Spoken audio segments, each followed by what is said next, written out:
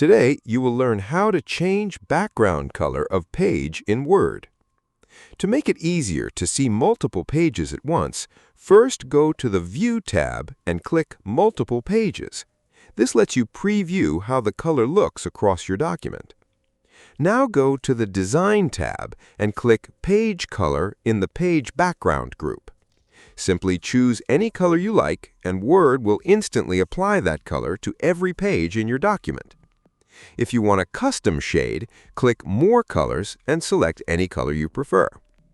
You can also explore fill effects to apply gradients, textures, patterns, or even a picture background for a more creative look.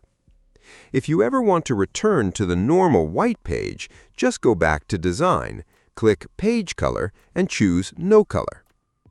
One important thing to know is that the built-in page color feature changes the background for the entire document, not just one page.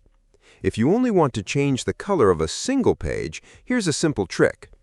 Go to the Insert tab, click Shapes, choose the rectangle shape, and draw it so it covers the entire page. Right-click the rectangle, select Wrap Text, then choose Behind Text. Now use Shape Fill to pick any color you want and Shape Outline to select No Outline. This creates the appearance of a colored background on just that page while leaving the other pages unchanged. This method is perfect for cover pages, certificates, flyers, or title pages. Another useful tip is that you can press Ctrl-Z anytime to undo your last change if you don't like the result.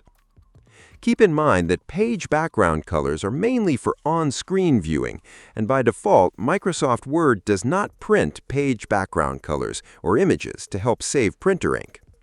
If you want the background color to appear when printing or saving to PDF, go to File, then Options, then Display, and under Printing Options, check Print Background Colors and Images.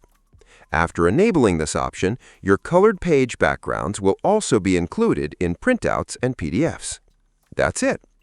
If this video helped you, please like it and subscribe.